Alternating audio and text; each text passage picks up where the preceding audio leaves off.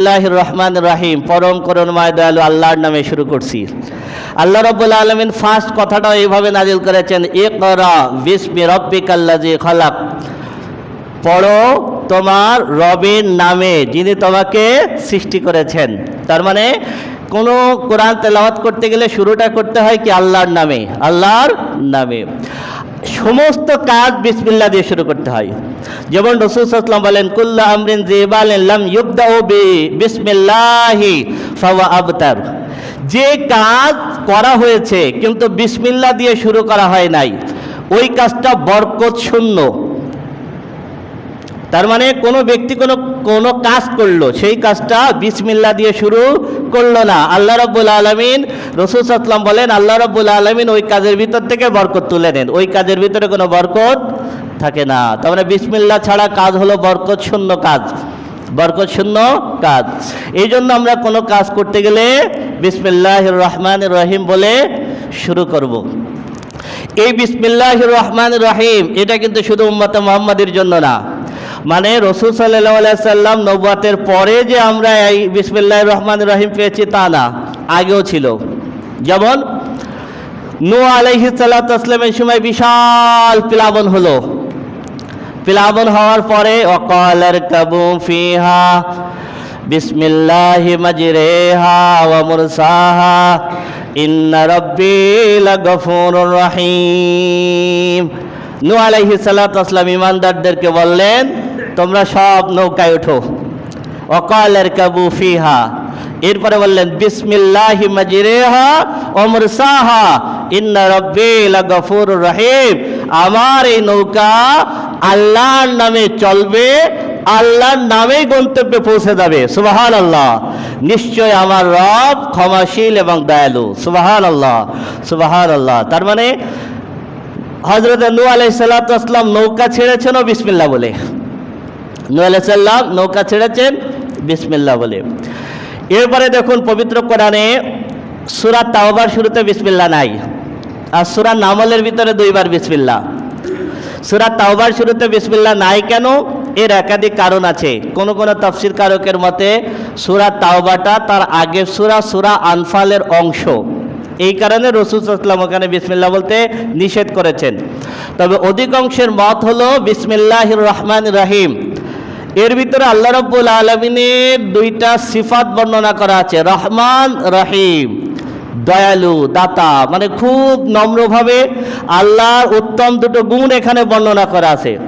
কিন্তু সূরা তাওবা শুরু হয়েছে কঠোরতা দিয়ে, মানে পুরা সূরায় কাফেরদের বিরুদ্ধে কঠিন কঠিন হুঙ্কার দেওয়া।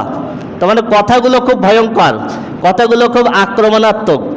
যেহেতু সূরা তাওবার কথাগুলো আক্রমণাত্মক, এই কথাগুলোর সাথে রহমান রহিম এই সিফাতটা যায় না। এই জন্য রাসূল সাল্লাল্লাহু আলাইহি সাল্লাম এখানে বিসমিল্লাহ বলতে নিষেধ করেছেন। সূরাতুন নামলের ভিতরে দুইবার বিসমিল্লাহ, একবার হলো সূরা শুরুতে, আর একবার হলো যে সুলাইমান আলাইহিস সালাতু ওয়াসসালাম রানী বিলকিসের কাছে চিঠি লিখতেছেন। হুদুদ পাখি যখন রানী বিলকিসের সংবাদ দিলেন, সুলাইমান আলাইহিস সালাতু ওয়াসসালাম হুদুদ পাখির মাধ্যমে রানী বিলকিসের কাছে একটা চিঠি পাঠালেন। পৃথিবীর সবথেকে ছোট্ট কথার সবথেকে ক্ষমতাশালী চিঠি যেটা সুলাইমান আলাইহিস সালাতু ওয়াসসালাম পাঠিয়েছিলেন। কথা ছিল শুধু এতটুক, ইন্নাহু মিন সুলাইমানা ওয়া ইন্নাহু বিসমিল্লাহির রহমানির রহিম আল্লাহ তাআলু আলাইয়া ওয়া আতুনি মুসলিমিন। ইন্নাহু মিন সুলাইমান, এটা সুলাইমানের পক্ষ থেকে। বিসমিল্লাহির রহমানির রহিম, ছুটিটা শুরু হলো পরম করুণাময় দয়ালু আল্লাহর নামে। সুবহানাল্লাহ। তবে সুলাইমান আলাইহিস সালাম ওই সময় চিঠি লিখেছেন, প্রথমে লিখেছেন বিসমিল্লাহির রহমানির রহিম, এই কথাটা আল্লাহ সূরা নামলের ভিতরে তুলে দিয়েছেন। এরপরে এক সেন্টেন্সের চিঠি, আল্লাহ তাআলু আলাইয়া, এই চিঠি পাওয়ার পরে তুমি বাড়াবাড়ি করবা না, ওয়া আতুনি মুসলিমিন, মুসলমান হয়ে আত্মসমর্পণ করো, আমার কাছে চলে আসো মুসলমান হয়ে। সুবহানাল্লাহ। চিঠি পাওয়ার পরে বাড়াবাড়ি করো না, মুসলমান হয়ে আমার সামনে চলে আসো, এতটুক মাত্র চিঠির কথা। তার মানে সুলাইমান আলাইহিস সালাতু ওয়াসসালাম চিঠি লিখেছেন বিসমিল্লাহ বলে। তাফসিরে কাবীরের ভিতর আছে, হযরতে ঈসা আলাইহিস সালাতু ওয়াসসালাম একদিন একটা কবরস্থানের পাশ দিয়ে যাচ্ছেন, যাওয়ার সময় তিনি দেখতেছেন একটা কবরের ভিতরে খুব আযাব হচ্ছে।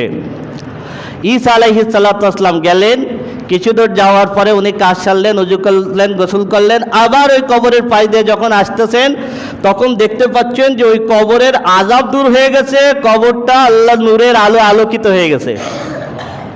ঈসা আলাইহিস সালাম বুঝলেন না, আল্লাহকে জিজ্ঞেস করলেন, আল্লাহ একটু আগে না দেখলাম এই কবরের ভিতর আযাব হচ্ছে, এই কবরটা এখন আলোকিত হলো কিভাবে? তখন আল্লাহ বলেন, এই বান্দা পৃথিবীতে অনেক অন্যায় করেছে, যার কারণে কবরে শাস্তি হচ্ছিল, কিন্তু এই বান্দা যখন মারা যায় তখন তার স্ত্রীর গর্ভে একটা সন্তান ছিল, তার স্ত্রীর সন্তানকে বড় করেছে, সন্তান এখন তার শিক্ষকের কাছে আজকে প্রথম পড়তে গেছে, শিক্ষক তাকে প্রথম পড়িয়েছে বিসমিল্লাহির রহমানির রহিম, সুবহানাল্লাহ। আল্লাহ বলতেছেন, যে বান্দার সন্তান আমি আল্লাহর নামে পড়া শুরু করলো, সেই সন্তানের পিতাকে কবরে শাস্তি দিতে গিয়ে আমি আল্লাহর আত্মমর্যাদায় বাধা লাগলো, তাই তার কবরে আযাবকে আমি আল্লাহ মাফ করে দিলাম। সুবহানাল্লাহ, সুবহানাল্লাহ। এবার বুঝছেন সন্তানকে মাদ্রাসায় পড়ালে কি হয়। রোমের বাদশাহ ওমর ফারুক রাদিয়াল্লাহু তাআলার কাছে চিঠি পাঠালেন, রোমের বাচ্চার দীর্ঘদিন পর্যন্ত প্রচণ্ড মাথা যন্ত্রণা, সারে না, এত ওষুধ খাই সারে না। এরপরে ওমর ফারুক রাদিয়াল্লাহু তাআলা তখন খলিফা, সর্বশেষ উনি আশ্রয় নিলেন ইসলামের কাছে। ওমর ফারুক রাদিয়াল্লাহু তাআলার কাছে চিঠি পাঠালেন যে আপনাদের কাছে কোনো ওষুধ থাকলে পাঠাই দেন। ওমর রাদিয়াল্লাহু তাআলা একটা টুপি বানায় পাঠাই দিলেন। এই টুপিটা রোমের বাদশা মাথায় দেয়, এরপরে মাথা ব্যথা করে না, আবার টুপি খোলে মাথা ব্যথা শুরু হয়, এরপরে উনি সবসময় টুপি মাথায় দিয়ে রাখা শুরু করলেন। দীর্ঘদিন টুপি মাথায় দেওয়ার পরে মাথা ব্যথা সম্পূর্ণ সেরে গেল। উনার ভিতরে কৌতূহল সৃষ্টি হলো যে এই টুপিতে এমন কি আছে। উনি টুপি পরবর্তীতে খুললেন, খোলার পরে দেখেন টুপির শিলার ভিতরে ওমর রাদিয়াল্লাহু তাআলা একটা সেন্টেন্স লিখে দিয়েছেন, সেন্টেন্সটা হলো বিসমিল্লাহির রহমানির রহিম, সুবহানাল্লাহ।